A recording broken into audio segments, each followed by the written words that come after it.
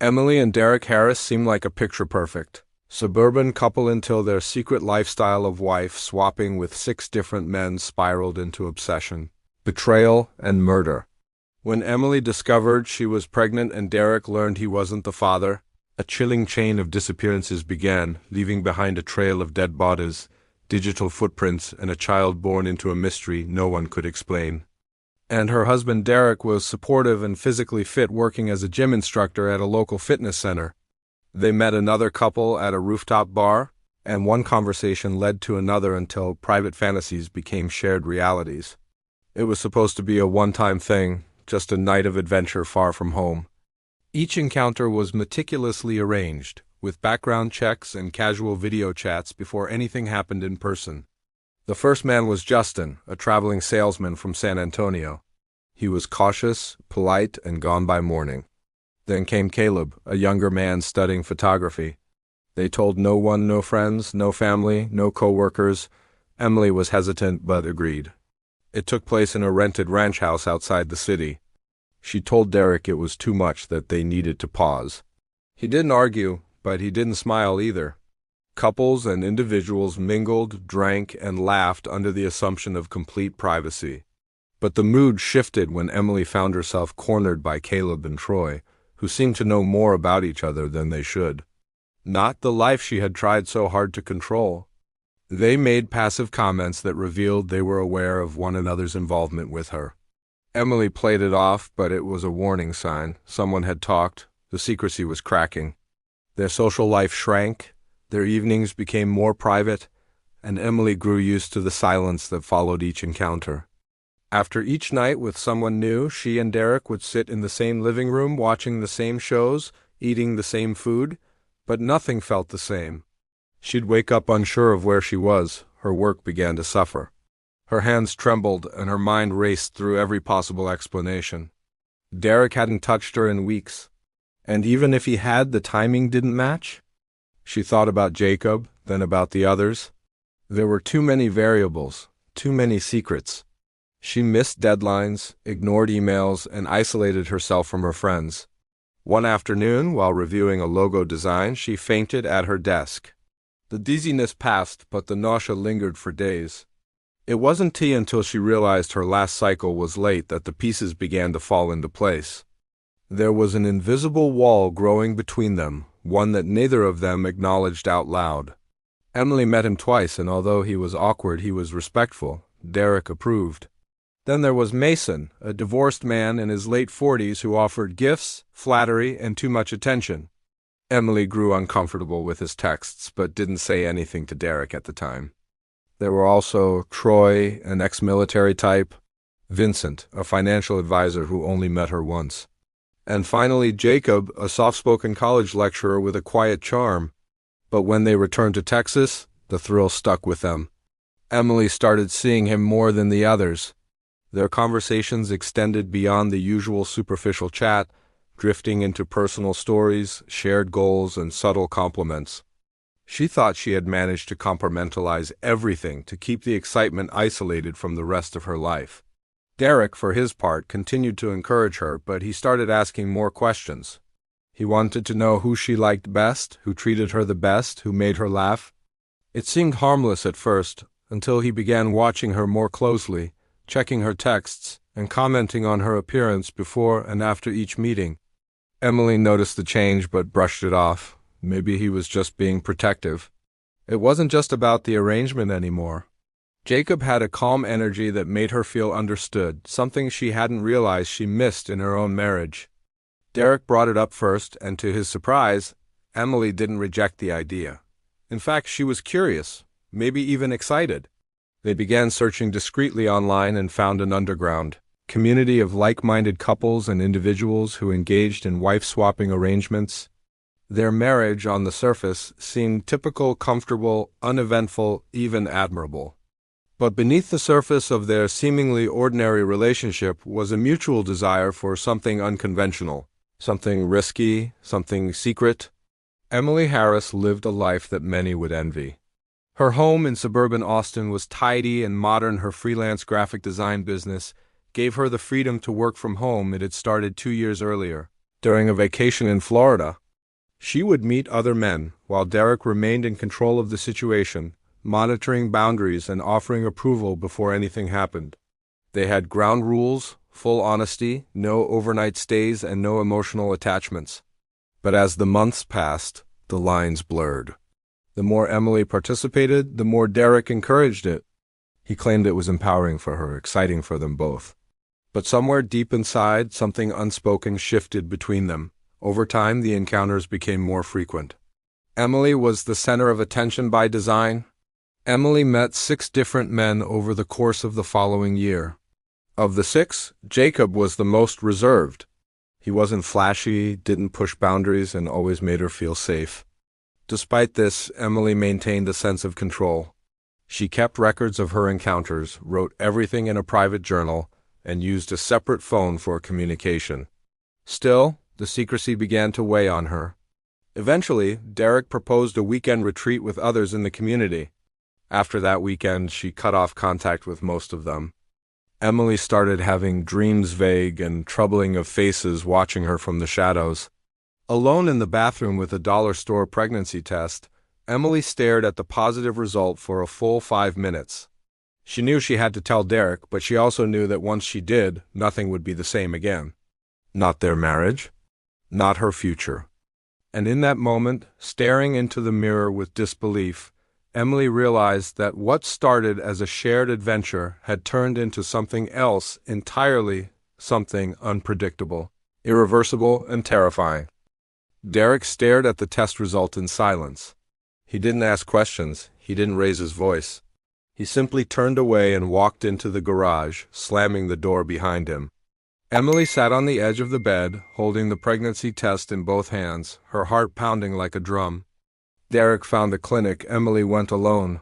She sat in the waiting room staring at the gray walls, surrounded by other women who were there for entirely different reasons. She told her clients she was dealing with a family emergency and paused all her projects. She deleted the wife-swapping app. She blocked the numbers of all 6 men, but the damage was done. The paranoia set in quickly. The nurse took her sample and smiled politely, but Emily felt like everyone in the room could see through her. The silence that followed was more unsettling than any argument could have been. Through encrypted chats and hidden browser tools, he pieced together identities, traced IP addresses, and uncovered real names behind usernames. Their online messages hinted at jealousy, betrayal, and frustration. In one exchange, Caleb had threatened to expose Emily if she didn't return his messages. Derek saw the screenshots and quietly added them to a private folder titled Liabilities. He created a document listing each of the 6 men Emily had been involved with. He included photos, addresses, occupations, and even family connections. Emily's eyes widened, but she said nothing. Derek had noticed her reaction. He waited a few moments and then added that Caleb had threatened to release private images unless someone paid him. She felt nauseous in the mornings, exhausted by afternoon, and bloated at night. She now wondered if Derek had reached out to him. The thought was terrifying. He assured her everything was under control and even made dinner for the first time in weeks. He asked how she was feeling, touched her shoulder gently, and told her the results would arrive soon. But the kindness felt hollow, like a performance. Emily pretended to relax, but she began sleeping with her bedroom door locked. She still hadn't told her parents. She didn't know how to explain it. The baby growing inside her felt like a stranger, a question mark wrapped in guilt.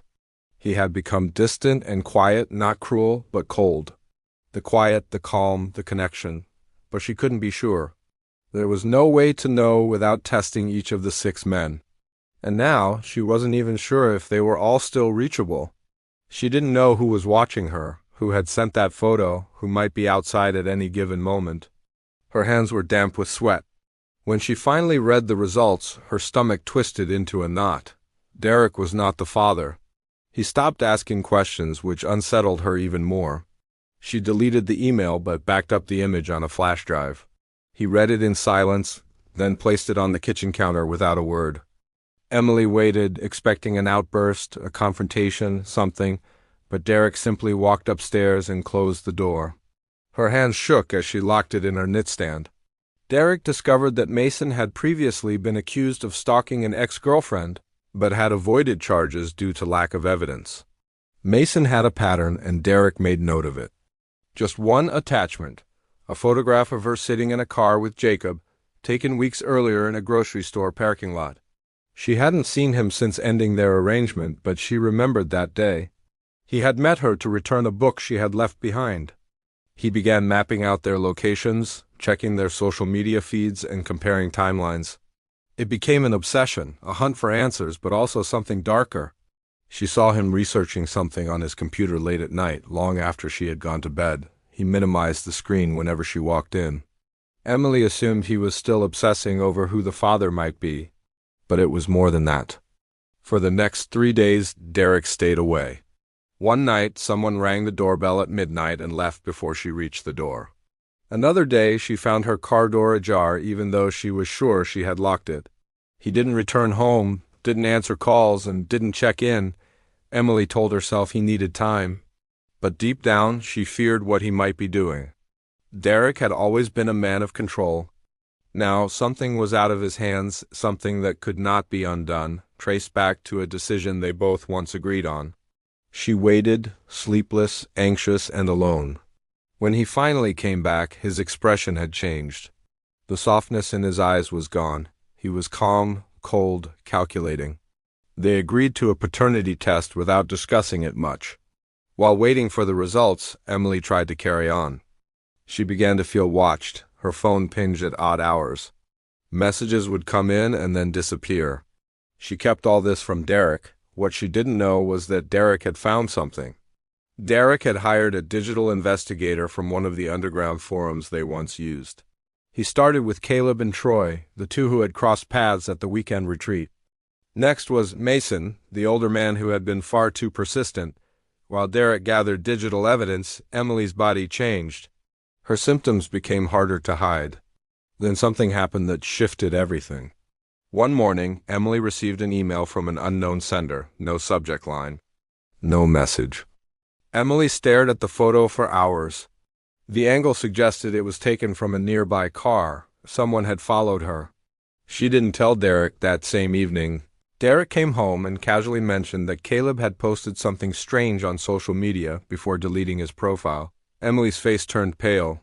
She hadn't heard anything directly from Caleb, but she believed it was possible. Derek, however, didn't seem angry. He seemed satisfied. The next day, the clinic called. The paternity results were ready. Emily drove to the office alone.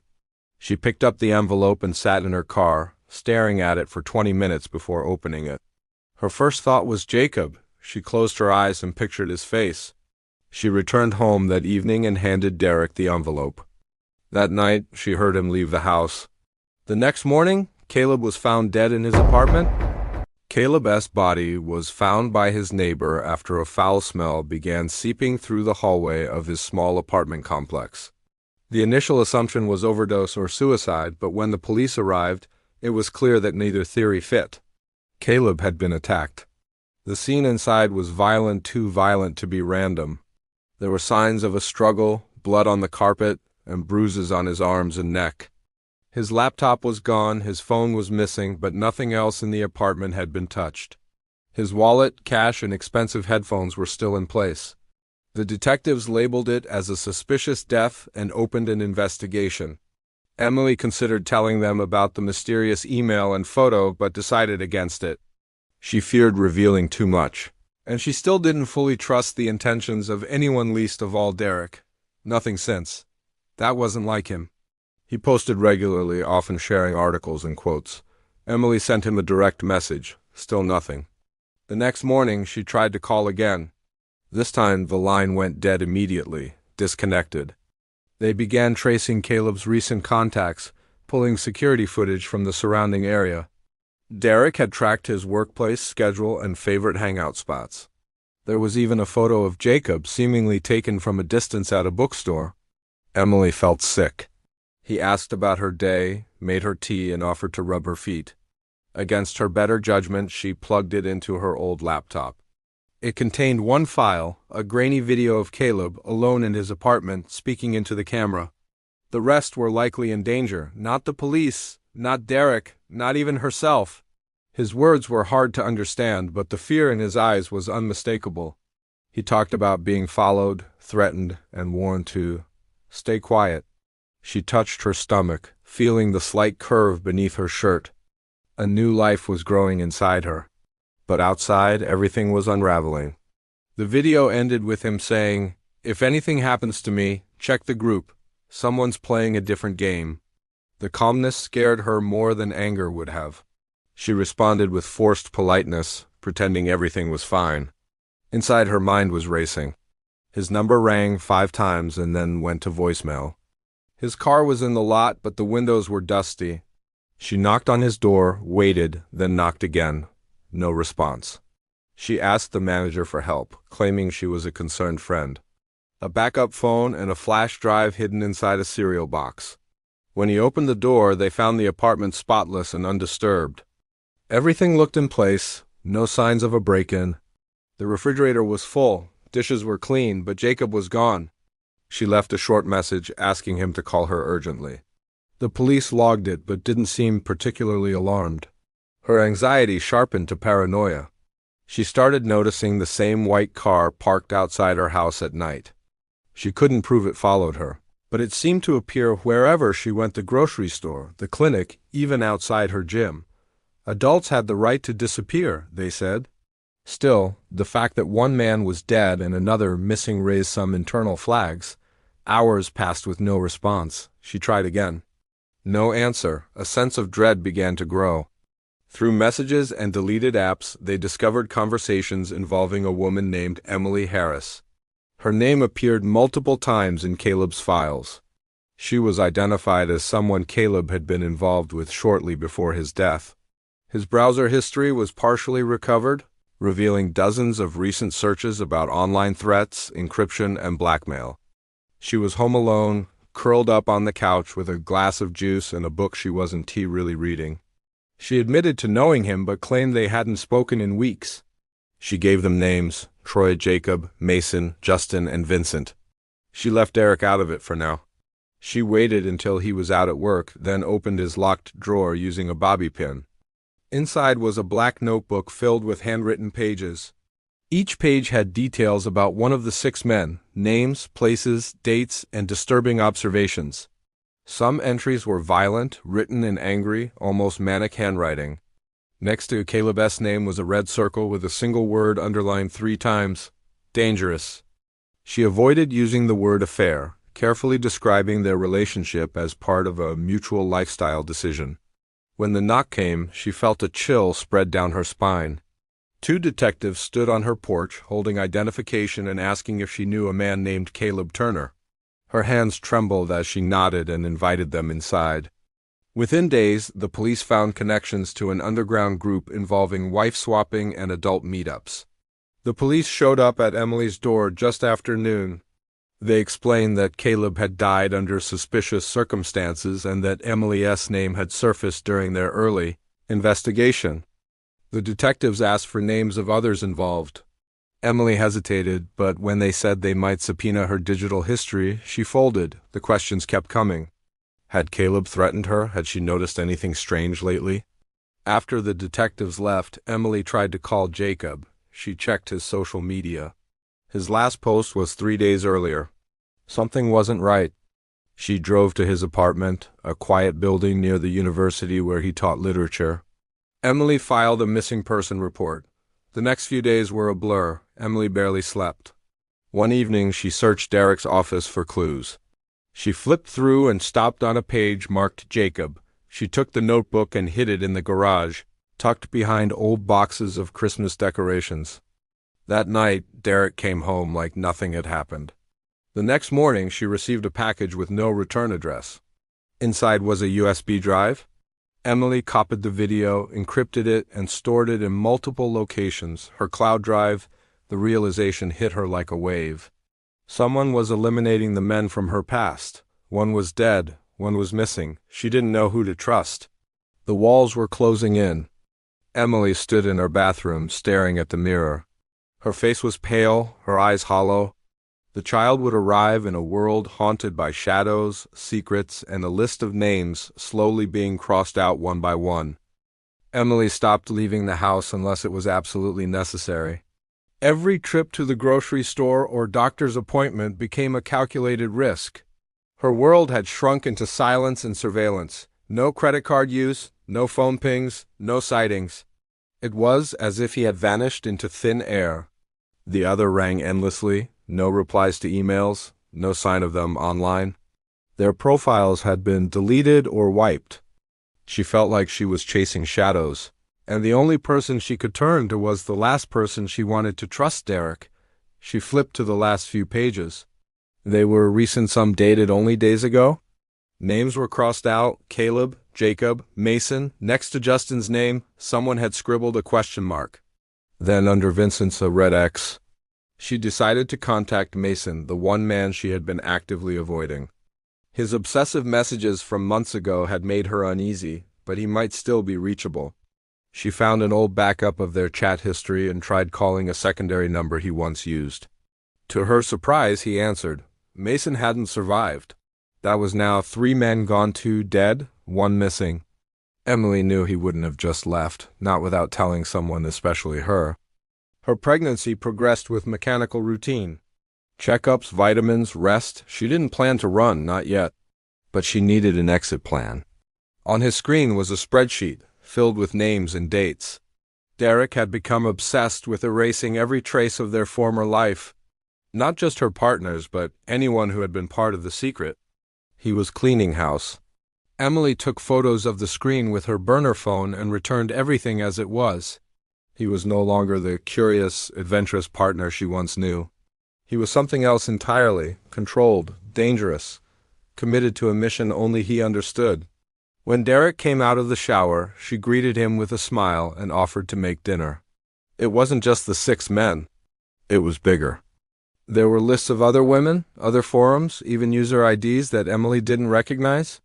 Derek had built something, a map of the network they'd once been part of. Some names were highlighted in green, others in red. Some had notes like out of state or gone quiet. The pattern was clear. She kept the bag in the closet behind a box of maternity clothes.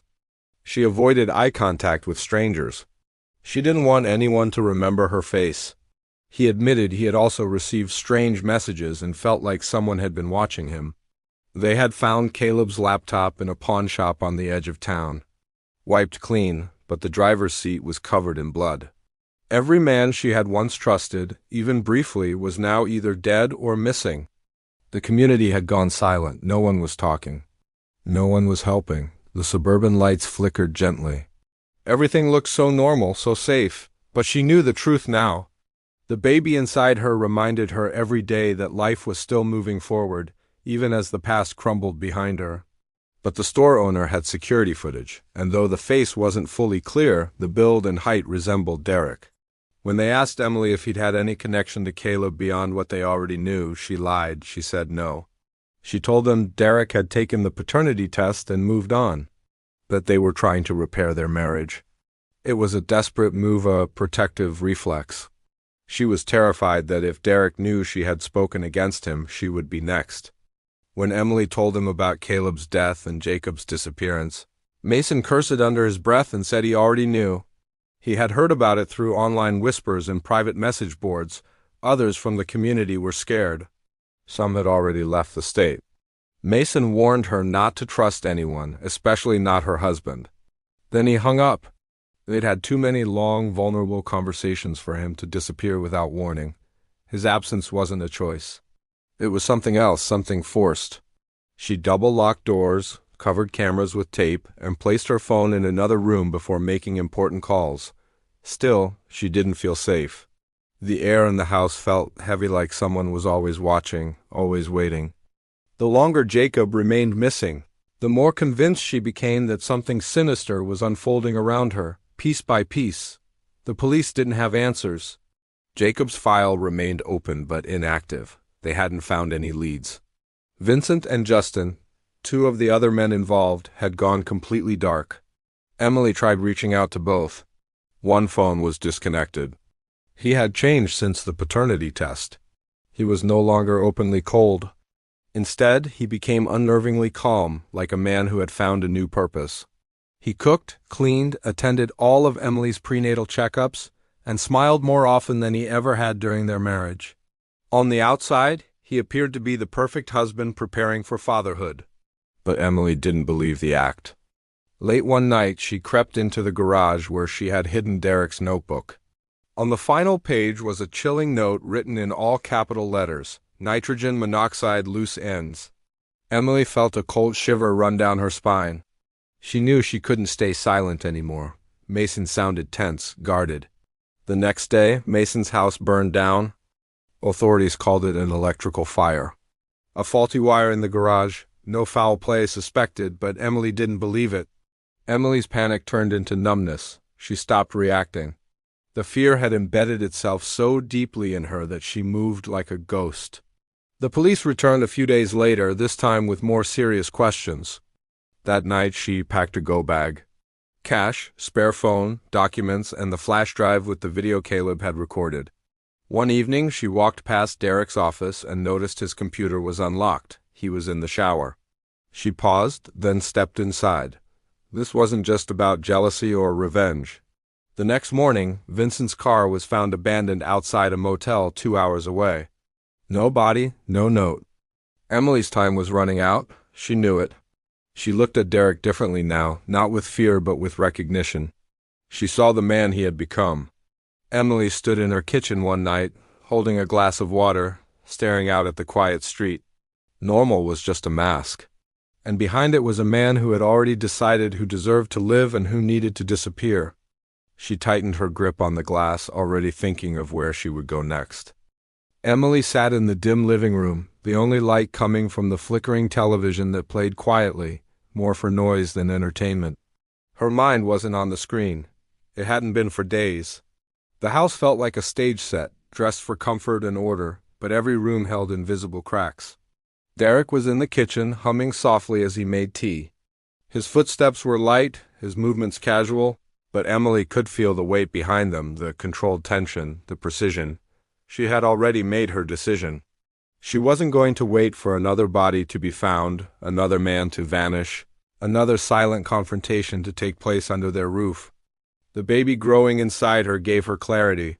She could no longer afford to freeze in fear or play along with Derek's game of performance and control. The time to act had come. The burner phone in her bag buzzed quietly. It was a message from a private investigator she had hired in secret using a fake name and prepaid cards. The message was short. "You were right. He's been tracking everyone. I'll deliver the full file tomorrow. Meet at the library. 3 p.m. Emily deleted the message instantly and slipped the phone back into her pocket. She tried to breathe evenly, but her heart beat fast and hard. Derek walked into the room, handed her a cup of chamomile tea, and sat across from her with a relaxed smile. He asked how she was feeling. She replied that she felt tired, just like most nights. He nodded with concern, offered to draw her a bath, and left the room without waiting for an answer. Emily didn't sleep that night. She lay in bed with her eyes open, one hand on her belly, the other on the hidden flash drive she had tucked into her pillowcase. At 4 a.m., she rose quietly, tiptoed into the garage, and moved the go-bag from the closet into the trunk of her car. She left the engine off, pushed the car a few feet down the driveway to avoid the sound of starting it under Derek's window, and drove off into the early dawn. She didn't go far, just to a cheap motel on the edge of the city. She checked in under the name Sarah Miller and paid in cash. Inside, she plugged the flash drive into her old laptop and reviewed the contents again. Caleb's video. Photos of Derek's tracker spreadsheet, the last messages from Mason, and the investigator's partial report. It all painted a damning picture. Derek had gone from participant to executioner, quietly removing every trace of the secret life they once shared. By the time the sun rose, Emily felt a strange mix of grief and strength. The next day, at exactly 3 p.m., she arrived at the public library wearing a hoodie, large sunglasses, and a hat pulled low. The investigator, an ex-cop named Ron Mendez, was already there, seated in a back corner with a laptop and a thick manila folder. He handed her the folder without a word and motioned for her to read. Inside were printouts, photographs, screenshots. Derek's online aliases, dark web transactions. Security footage showing him entering Caleb's apartment building hours before the body was discovered. Photos of his car near the motel where Vincent's car had been found. GPS data placing him near Mason's property the night it burned. Emily felt like vomiting. She asked Ron what she should do next.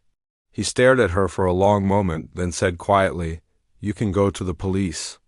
But you need to be ready to protect yourself. This man is organized, cold. He's been ahead of everyone until now. If you're going to bring him down, you can't hesitate." She thanked him, paid him the final amount in cash, and left with the folder under her coat. By the time she reached the motel, she had made up her mind. She would go to the police, but not yet. Not without more. That night, she returned home. She acted normal. She told Derek she had gone to a prenatal class, met other expecting mothers, and felt inspired. She smiled at him. He didn't question it.